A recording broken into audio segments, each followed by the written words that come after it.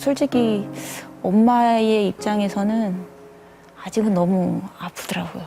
세월호 참사는 아직 진상규명이 된 게 전혀 없어요. 국가는 지금 제 심정으로는 부재 중이에요. 정말 내가 여기서 아이를 데리고 살 수 있는 이런 국가일까? 더 이상 우리 아들처럼 더 이상 죽지 않게 일할 수 있는 환경, 안전하게 일할 수 있는 환경 만들어 주셔야 된다고 생각합니다.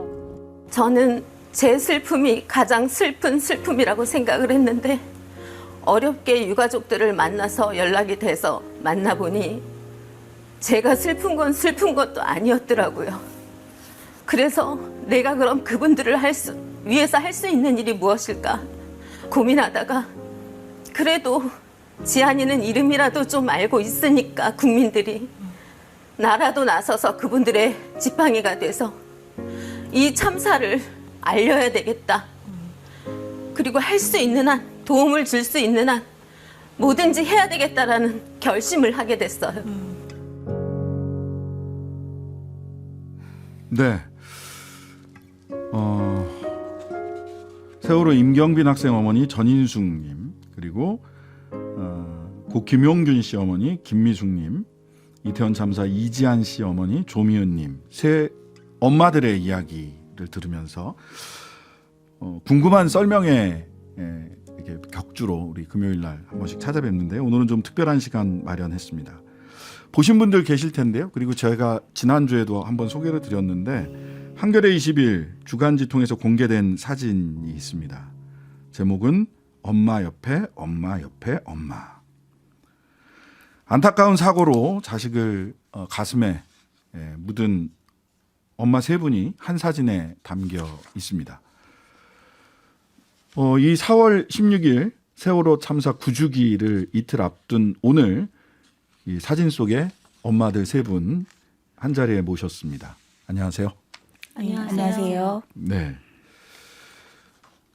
세 분 청취자분들께 먼저 우리 그 전인숙 어머니부터 인사를 좀 해주시죠. 예. 네, 안녕하세요. 2014년 4월 16일 세월호 참사로 우리 임경빈 군을 잃었던 엄마 전인숙입니다. 네. 네, 저는 2018년 12월 10일 날 아들 용균이를 태안화력 발전소에서 일하다가 3개월 만에 목숨을 잃은 김용균의 엄마 김미숙입니다. 네. 안녕하세요. 작년 22년 10월 29일 이태원 골목에서 공권력의 부재로 거리에서 압살을 당한 배우 이지안의 엄마 조미은입니다. 네. 아버님, 우리 이지한 씨 아버님 건강이 좀 안 좋으시다고, 어떠세요? 지금은 좀 나아지셨어요? 지금 많이 좋아졌고요. 그동안 거의 이제 6개월이 다 돼가는데 처음 저희가 1번으로 출발해서 유가족들의 명단을 지금 희생자 167분 정도, 그리고 유가족 210분 정도 계신데요. 앞만 보고 미친 듯이 달려오다 보니까 자기 몸 또 정신적인 거 어느 것 하나 신경 쓸 수 없는 상황이어서 네. 아마 지금 조금 조용한 때에 이제 느슨해져서 아마 힘이 들어서 네, 그랬는데요. 지금 많이 회복해서 분향소에도 잘 나가고 있고 또 다시 네, 충전하고 있습니다. 네. 아유, 다행입니다. 저희 사진을 좀 다시 한번 볼게요. 사진 좀 띄워주세요. 우리 전인숙 어머니 안고 있는 아이가 포항 공장에서 하청 노동자로 일하다가 산업재해로 사망하신 이동우 씨 아들 주한이. 네, 예. 너무 이뻐요. 예. 그다음에 김미숙 어머니 아이 손은 이렇게 살짝 잡고 바라보고 계세요. 그다음에 우리 조미연 어머님이 옆에서 이렇게 좀 약간 눈물이 있나? 눈물이 그렁그렁 맺히셨나 하는 생각도 들던데 어떠셨어요? 너무 슬펐고요. 지안이 어린 시절이 생각나서 너무 소중해서 만져볼 수도 없는 아이라고 생각이 들었어요. 저게 김용균 재단 이사하는 날 찍은 사진이라고 네, 들었어요. 저희 개소식하는 날 다 두 분이 오셔갖고 그때 지안이도 와서 지안이 보면서 이렇게 위로를 받았거든요. 주한이. 주한이죠. 주한이. 네, 죄송해요. 3월 30일 날 서울 금천구 가산 디지털 단지로에 김용균 재단 사무실을 이사를 하신 거죠. 네네네.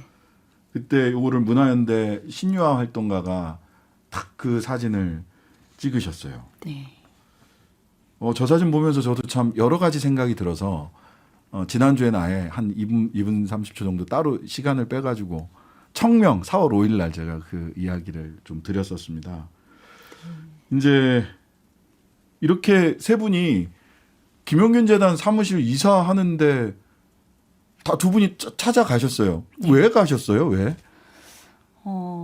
저희 같은 경우는 세월호 참사 그 직후에 네, 용균이가 이렇게 참사를 당해서 네, 희생이 됐던 이런 상황에서 저희가 그 누구보다도 네. 아이를 잃었던 엄마로서 당장 쫓아가서 만나야 될 것 같다 이런 생각이 들어가지고 예. 바로 저희가 이제 회의 시간이 됐었어요. 그래서 회의를 네. 마치자마자 어머님한테 바로 달려가서 함께 하겠다라고 이렇게 아픔을 함께 이제 나누고 있다가 큰 데로 다시 이사를 가신다고 하시니까 네. 네, 너무 좋잖아요. 네. 그러니까 지금 현재 싸워가고 있는 이 길은 굉장히 힘들지만 남일 같지 않고 그리고 지금 끝까지 지금 함께 싸우자고 함께 하자고 이렇게 계속 손잡고 이야기도 하고 서로 소통도 하고 있는 이런 상황이어서 누구보다도 제일 먼저 가서 음식하는 것도 도와드리고 그리고 이제 막 하려고 했다가 쫓겨났어요.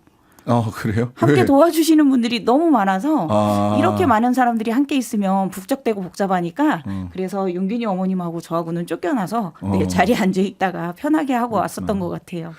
조미은 어머님, 사실은 작년이니까 이런 일 일어나기 전에는 김용균 재단이 있다는 거 알고 계셨어요? 전혀 몰랐죠. 근데 어떻게 하다가 또 이삿집까지 제일 먼저 찾아가게 되셨어요? 무슨 마음으로 찾아가셨어요? 네, 처음에 어머님을 만난 게 작가 회의에서 만나 뵀는데요. 어머님이 말씀하시는 그 내용이 너무나 가슴에 깊이 와 닿았어요. 그래서 우리 사회에 참사로 이렇게 여러 명이 간 경우도 있지만 저렇게 혼자 투쟁하시면서 이렇게 혼자 울분을 토하시면서 어떤 정의를 위해서 이렇게 힘쓰시는 분도 계시구나라는 걸 그날 처음 알았거든요.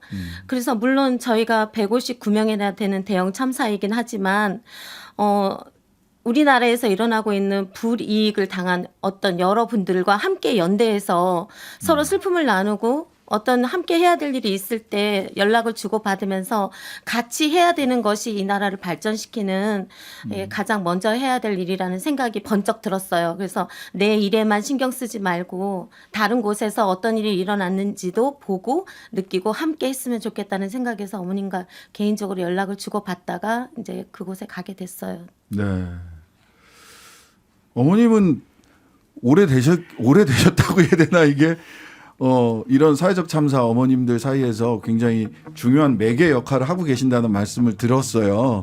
그런 이야기 조금 이따가 좀 광고 좀 듣고 와서 조금 더 자세히 나눠보도록 하겠습니다. 네. 잠시 광고 듣겠습니다. 네, 신장식의 뉴스 아이킥 전인숙 어머니, 세월호 참사 임경빈 학생의 전인숙 어머니, 그리고 김용균님 어머니, 김미숙 어머니, 12구 참사 이지한님의 어머니, 조미연 어머니 세 분 모시고 말씀 나누고 있습니다. 세월호 참사가 벌써 이틀 뒤에 9주기라서요. 김미숙 어머니, 네. 이제는 뭐 이소선 어머님처럼 노동운동가가 다 되셨어요. 저는 아직 멀었죠. 아직 멀었어요.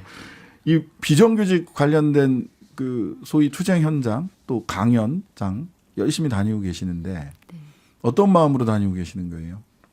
사실 용균이가 피켓을 들었고 그 피켓을 든 이유를 저는 생각하지 않을 수 없었어요. 그래서 용균이도 비정규직이었고 네. 그 속에서 위험한 거를 얘기해도 하나도 들어주지 않는 원청이 있었고 네. 그렇기 때문에 저는 용균이 그 피켓이 저의 숙제로 남게 되어서 그리고 제가 진짜 중요한 진상규명 책임자 처벌을 위해서 지금까지 진짜 힘 닿는 거 진짜 열심히 달려왔어요.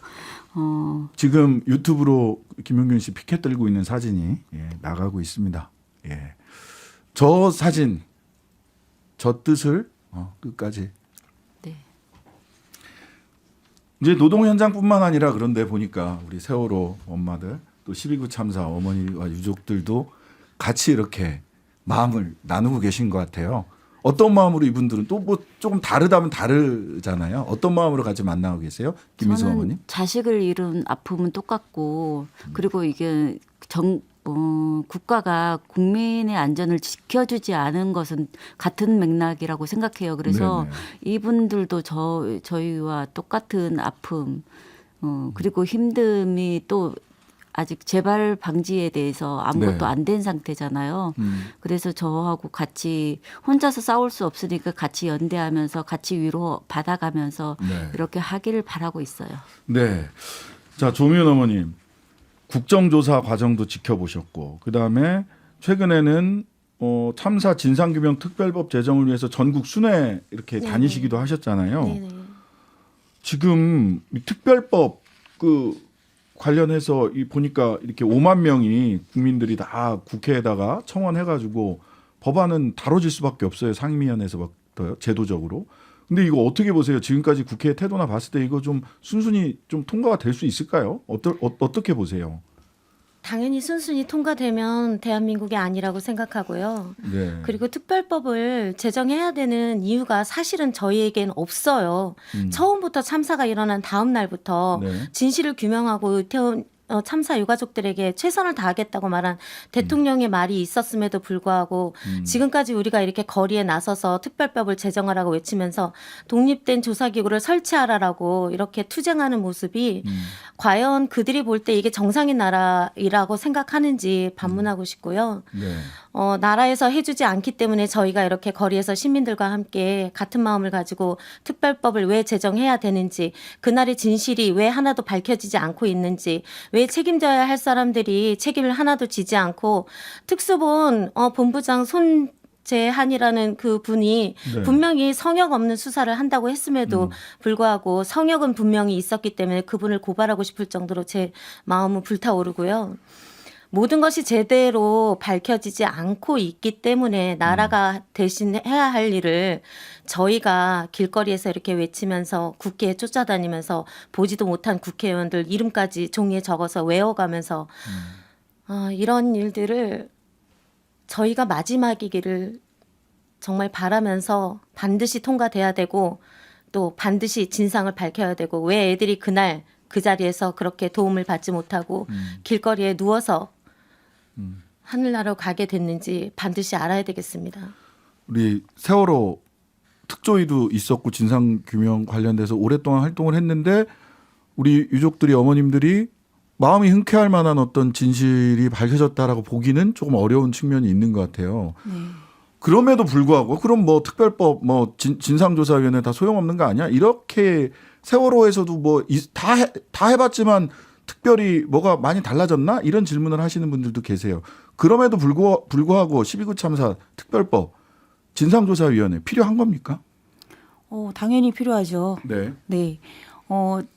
제가 이 9년 동안 싸우면서 정말 화가 나는 게 생명을 잃었잖아요. 생명을 다루는 일인데 왜 그 생명에 법을 붙여야 되는지 그리고 그 법을 가지고 왜 피해자 가족들이 싸워야 하는지 아까 이야기하셨잖아요. 우리 그 국회에 가서 모르는 국회의원들 이름까지 외워가면서 그렇게 가서 그분들한테 조아리면서 해달라고 그걸 가족들이 하고 있어요. 근데 네. 세월호 같은 경우는 지금 어머님이 이야기를 하셨던 것처럼 이게 한 번이 아니고 정말 저희가 뭘 만들 때마다 쫓아가서 그렇게 정말 머리를 조아리면서 제발 좀 만들어 달라고 그렇게 이야기를 했었거든요. 네. 근데 만들어지면 이게 독립적인 기구로 거듭나서 이게 싸울 수 있고 목소리를 낼 수 있어야만 반드시 이게 진상규명을 할 수 있는 요 지금 이런 과정에 이제 우리가 도입을 할 수 있을 것 같은데 이게 우선은 뭐 야당도 몇 명 들어가야 되고 여당도 몇 명 들어가야 되고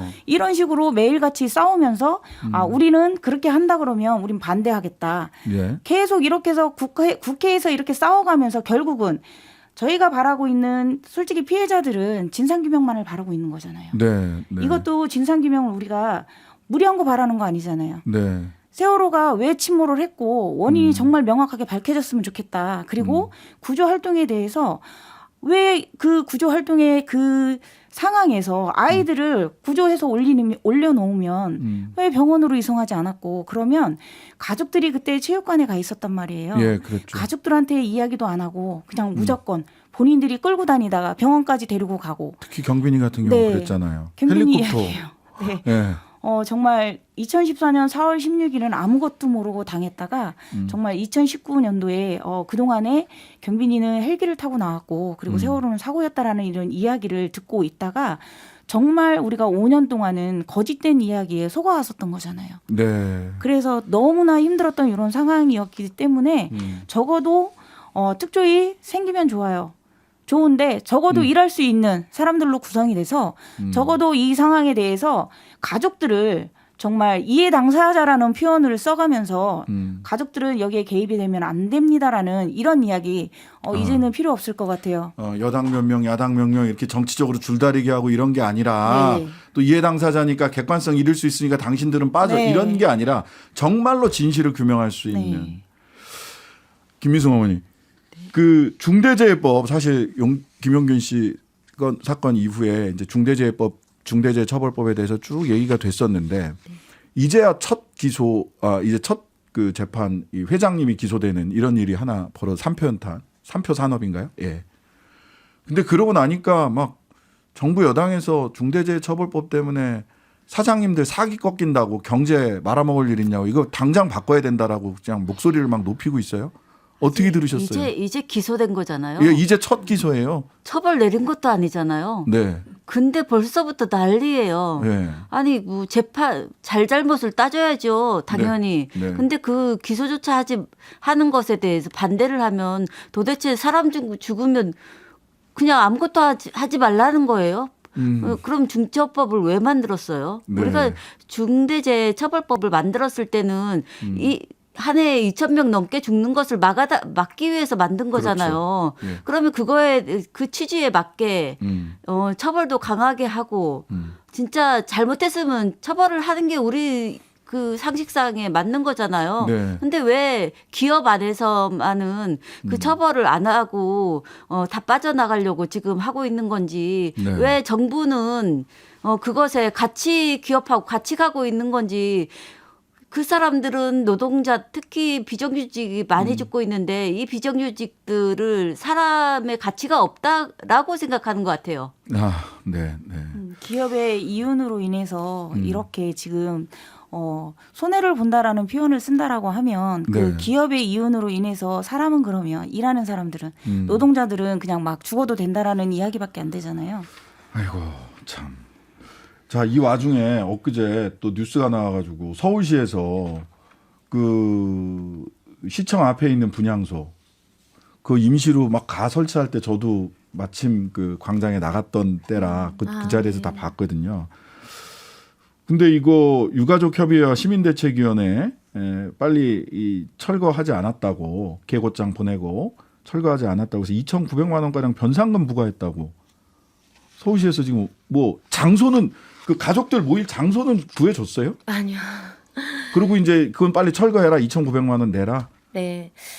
참 서울시 행태를 보면 제가 아무것도 모르는 그냥 평범한 엄마였던 제 생각으로는 도둑이 재판관이 되는 꼴이라고 설명을 하고 도둑이 싶은데요. 재판관이 되는 꼴이다. 예. 재판관으로서 저희가 그들의 죄를 물어야 할 사람은 저인데 마치 자기들이 무슨 무기를 쥐고 있는 듯하게 판결을 딱딱 내리듯이 돈을 부과하고 진실이 먼저 규명된 다음에 그런 것도 내려야 되는 게 아닐까 싶은 생각이 들고요. 저희가 녹사평에서도 2차 가해로 많은 진짜 탤런트 시체팔이 애미새끼라는 말을 들어가면서까지도 그 자리에서 버텼는데요. 녹사평령 임시 추모 공간 말씀하시는 거죠? 그리고 예. 이제 시청으로 2월 4일 날 옮기게 된 거잖아요. 100일을 네. 기점으로 해서. 네. 그쪽에 있었을 때 진짜 녹사평에 있었을 때 정말 세상이 다 무너지고 우리 편이 하나도 없고 우리 이태원 참사에 대해서 정말 이렇게 심한 말을 하는 사람들이 바로 옆에서 있었다는 거에 대해서 가족들 모두 다 실망하고 매일 울고 이랬는데 서울시청 앞으로 딱 나오니까 제가 딱 생각할 때, 네. 녹사평에서는 그 사람들이 우리에게 퍼부었던 말은 빵칼이었고, 시청으로 오니까 공권력을 뒤에다가 숨기고 앞세워서 우리들을 공격하는 식칼을 쥔 사람들이구나라는 생각에 서울시가? 살짝만 휘둘러도 저희는 피가 당연히 나고, 녹사평에서는 아무리 빵칼을 휘둘러도 마음에 상처만 입었지 예. 어떤 일이 없었는데, 시청에서는 돈을 부과하고 압류하겠다?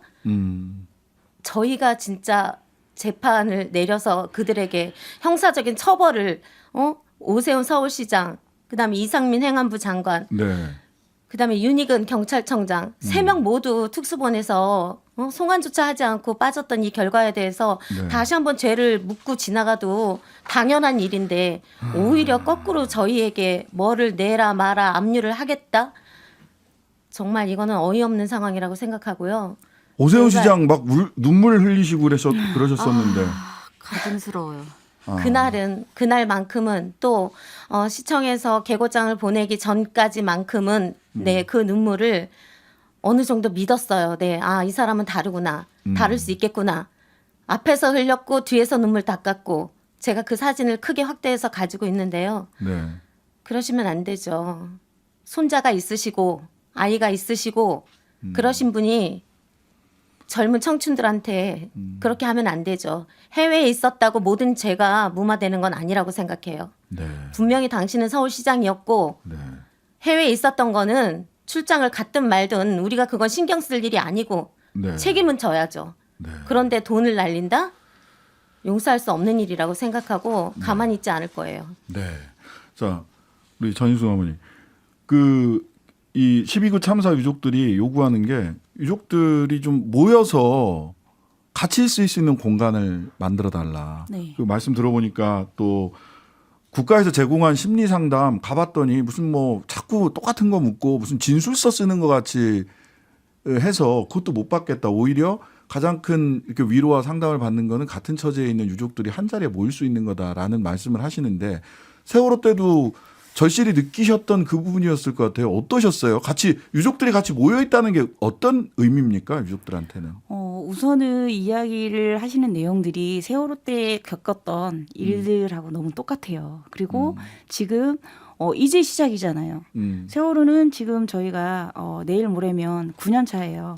9년 차임에도 불구하고 아직도 똑같은 일들을 이렇게 겪고 있거든요. 근데 적어도 가족들이 함께 모여야지만 우리가 서로 아픔을 이야기를 하더라도 어떠한 아픔인지 알기 때문에 그 아픔을 서로 이야기하면서 설령 우리가 입은 웃고 있을지라도 눈은 울고 있어요. 네. 그러니까 심지어는 가족들이 주위에 있는 분들이 우리 가족들 무서워요.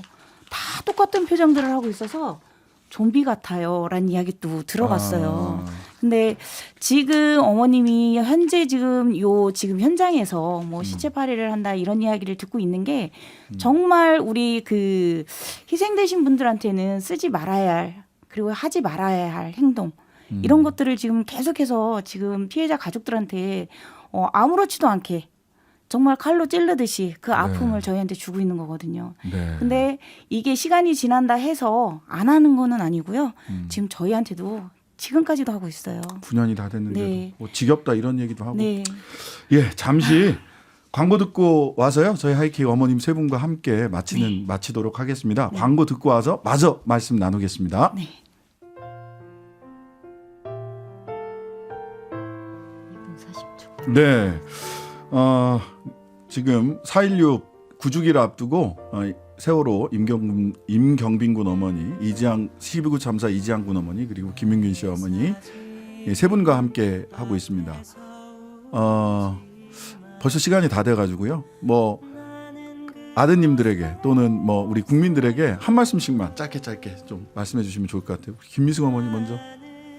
저는 재판이 진행 중인데 재판장에서 사람이 제대로 처벌 안 해서 죽었다라는 것을 지금 현실 겪고 있어요. 진짜 앞으로 진짜 재판이 제대로 되었으면 좋겠다.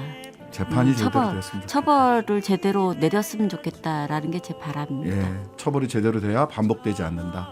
예, 우리 네. 전인숙 어머니. 네.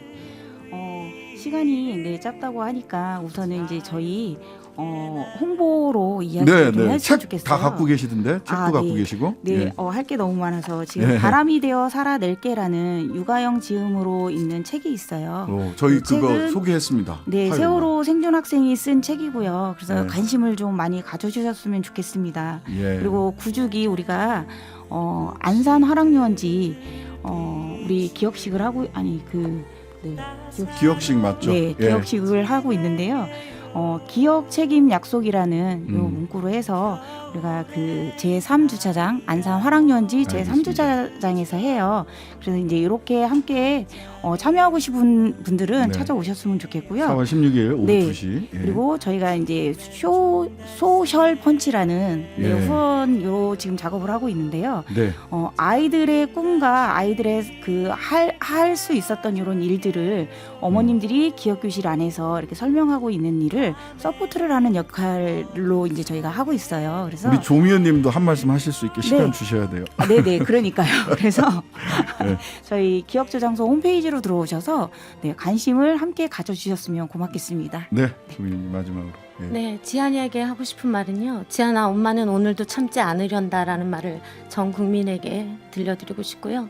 또 하나는 남은 형제자매들의 트라우마를 어떻게 극복할 것인가에 대해서 지금 살아있는 청년들에게 같이 함께 해주셨으면 하는 부탁을 하고 싶고요. 나라가 잘못됐을 때 바꿀 수 있는 사람은 청년들 뿐이며 그 청년들을 도와줄 수 있는 알겠습니다. 사람은 어머니들이라고 생각합니다. 하루 종일 기다려지는 진짜 시사. 평일 저녁 6시 5분 신장식의 뉴스 하이킥.